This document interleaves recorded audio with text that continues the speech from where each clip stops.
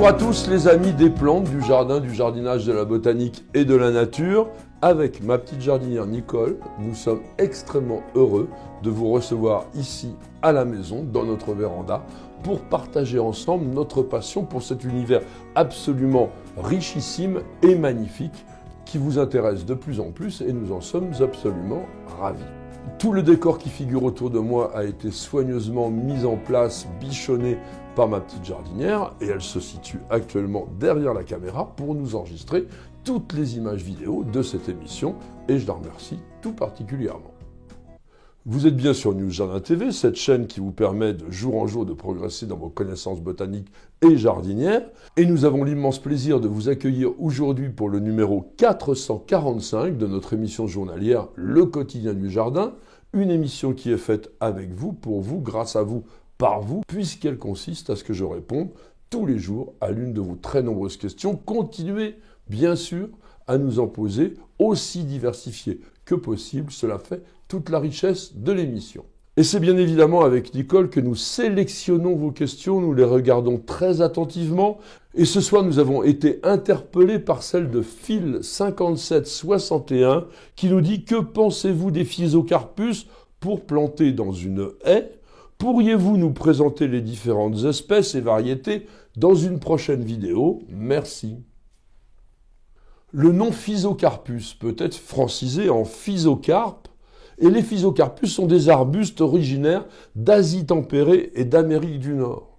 Ce sont des plantes qui ont été introduites en Europe dès le XVIIe siècle, mais qui ont d'abord été classées parmi les spirées par M. Linné, et puis ils ont ensuite été intégrés dans le genre Nellia, un genre qui comprend 16 espèces valides et qui a été créé en 1825 par David Dunn. Mais on s'est rendu compte que les Physocarpus différaient par la disposition de leurs fleurs et de leurs fruits. Et le genre a donc été créé en 1838 par le botaniste naturaliste américain Constantine Samuel Rafinesque Schmaltz, qui s'est inspiré du grec physa, qui veut dire vessie, et carpos, qui désigne les fruits, tout simplement parce que les fruits ont une forme vésiculeuse, gonflée. Aujourd'hui, la nomenclature botanique internationale valide 7 espèces dans le genre Physocarpus et on a noté 56 synonymes. Ce sont des plantes qui font partie de la famille des rosacées, encore une fois créée par Antoine Laurent de Jussieu en 1789, et qui réunit les rosiers, les principaux arbustes fruitiers cultivés en Europe, et une foule d'arbustes décoratifs, comme les potentilles par exemple, et j'en passe, et des meilleurs. Dans nos jardins, nous cultivons essentiellement l'espèce Physocarpus opulifolius, qui a d'abord été décrite sous le nom Spirea opulifolia en 1753 par Carl von Linné, et puis il a été placé en 1879 dans la nomenclature valide aujourd'hui par le botaniste et taxonomiste russe Karl Johann Maximovitch. Physocarpus opulifolius est originaire de l'Est de l'Amérique du Nord et il porte plusieurs noms populaires. On va l'appeler arbuste aux 7 écorces ou bois à 7 écorces, voire 9 écorces, parce que cette écorce a tendance à s'exfolier. On peut aussi dire physocarpe à feuilles d'aubier, physocarpe à feuilles de viorne, parce que l'espèce opulifolius évoque la viorne aubier, que vous connaissez peut-être mieux sous le nom de boule de neige, le viburnum opulus. Et tout simplement parce que les feuilles de ces deux arbustes ont des formes similaires. Physocarpus opulifolius est un arbuste au port arrondi. Il a des branches bien ramifiées, souvent arquées, et comme je vous le disais, l'écorce qui est d'abord acajou puis grise va peler en plaques minces chez les sujets matures, c'est très joli. La plante mesure entre 2 mètres et 3 mètres de haut et de large à l'âge adulte. Les feuilles sont caduques, elles mesurent entre 4 et 12 cm de long, elles sont alternes sur la tige, simples, palmées, découpées en 3 à 7 lobes, grossièrement nervurées et dont les bords sont souvent dentés. Entre mai et juillet vont se développer des inflorescences qui sont des corymbes de 4 à 6 cm de diamètre en forme de dôme et composées de fleurs très petites, moins d'1 cm de diamètre, formées de 5 pétales arrondis, blanc, blanc rosé, voire rose parfois, et avec un cœur comprenant entre 20 et 40 étamines qui donnent à ces inflorescences un aspect très vaporeux. Ce sont des fleurs nectarifères qui attirent bien les abeilles et les papillons. De cette pollinisation qui est dite entomogame, donc par les insectes, va naître un fruit qu'on appelle un follicule, c'est-à-dire un fruit sec mais déhiscent, il va s'ouvrir de lui-même.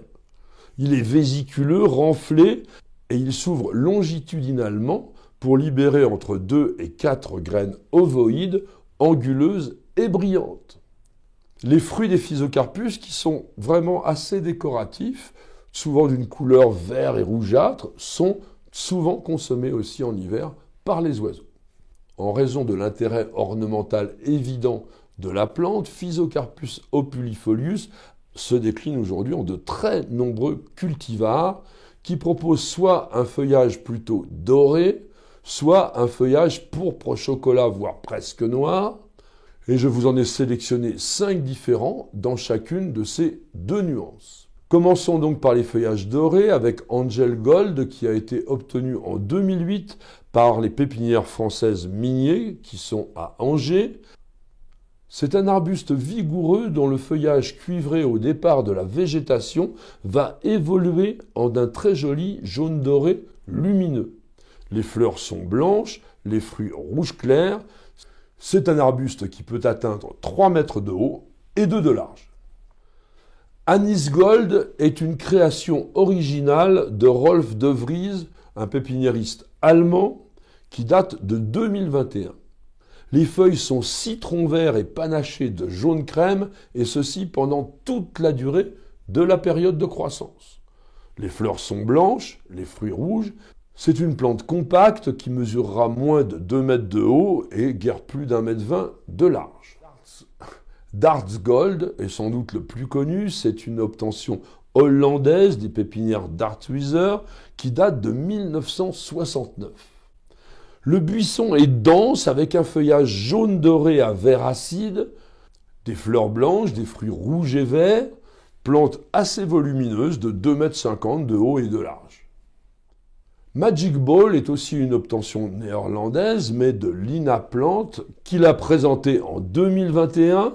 Le port est compact, les feuilles naissent jaune-orangé, puis elles vont passer au doré avant de devenir rouges en automne. Vraiment une plante très évolutive avec des fleurs blanc-rosé qui mesurent entre 1,50 m, 1,80 m et guère plus d'1 mètre de large.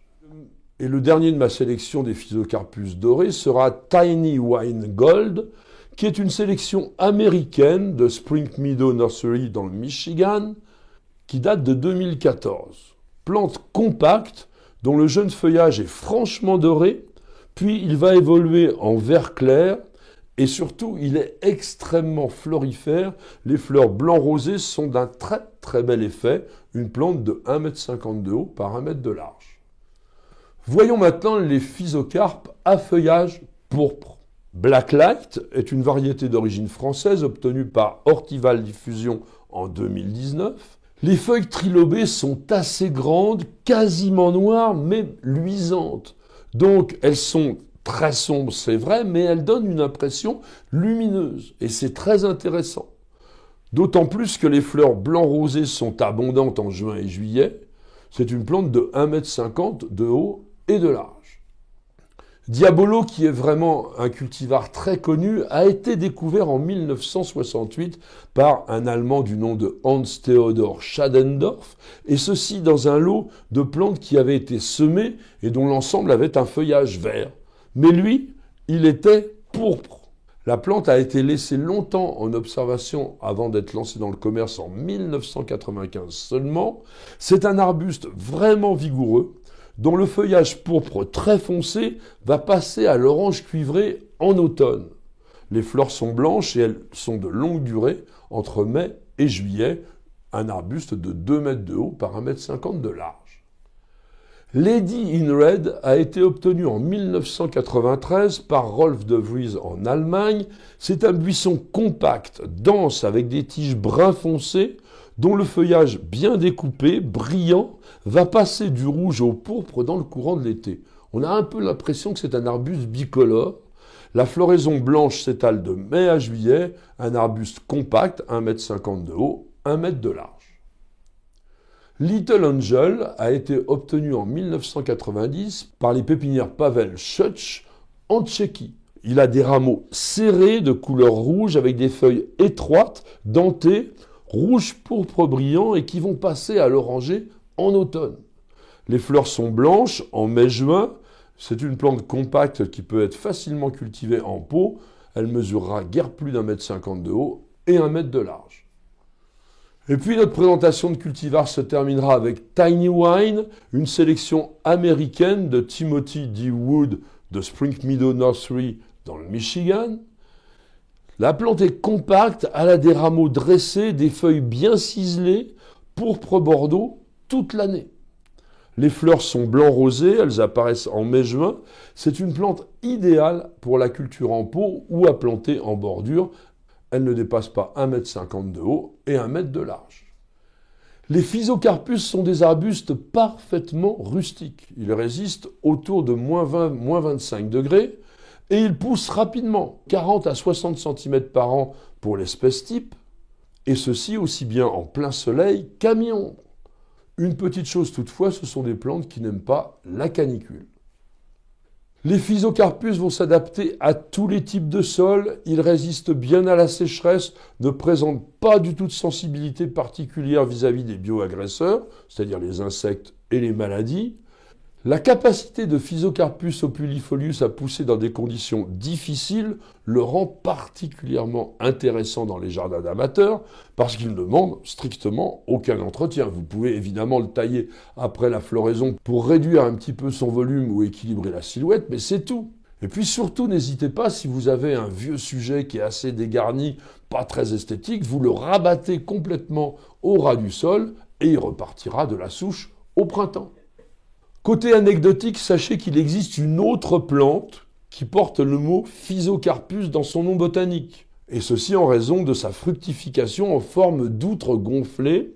C'est Gomphocarpus physocarpus, un sous-arbrisseau qui est originaire d'Afrique du Sud et du Mozambique et qui appartient lui à la famille des Apocinacées, comme le laurier rose par exemple. Et on va l'appeler communément l'arbre à ballon. C'est une plante d'aspect très original que vous pouvez réussir dans les régions au climat doux.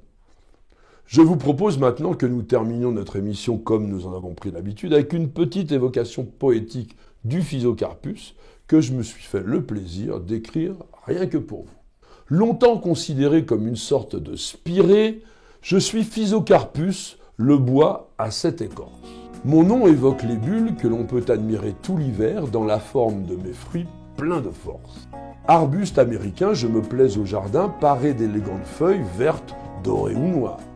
À la fin du printemps, mes fleurs foisonnent soudain, blanches ou roses, un nuage au parfum illusoire. Merci à tous et à chacun de nous avoir suivis. J'espère que cette évocation assez détaillée sur un arbuste qui vaut vraiment le coup dans un jardin, tellement il est spectaculaire mais aussi facile à cultiver, vous aura intéressé, que vous aurez passé un bon moment en notre compagnie. En tous les cas, merci beaucoup d'avoir posé la question. Une fois encore, elle nous aura permis de progresser dans la réalisation de notre fameuse encyclopédie des plantes et du jardin en vidéo. Madame, monsieur, je vous souhaite de passer une excellente soirée et je vous donne rendez-vous dès demain pour de nouvelles aventures jardinières et bien sûr pour un nouveau numéro de notre émission journalière Le Quotidien du Jardin. C'est sur Nuit Jardin TV et nulle part ailleurs.